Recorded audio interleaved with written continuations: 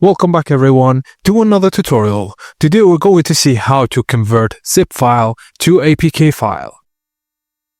If you have an app or game file in zip format and need to turn it into an APK Android package, you can use mConverter. The process is very simple and can be done in just 3 steps. Firstly, when you go to the mConverter website, drag and drop your zip files onto the mConverter page, or click the browse box to pick the files from your device. You can also pass the zip file using Ctrl+V command.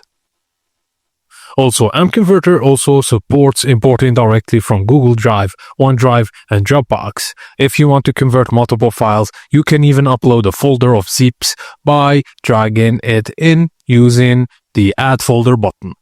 Now, from the list of available formats, select APK.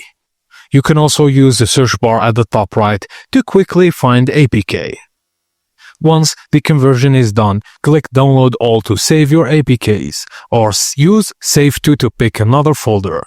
You can enable automatic downloads in mConverter settings, so each APK file saves instantly once processed. And if supported on your device, you'll also see a share icon to send the APK directly to other apps. Just note that you need to be careful when converting zips to APKs. Make sure your zip actually contains Android app files. Random zip files converted into APK won't work as proper apps.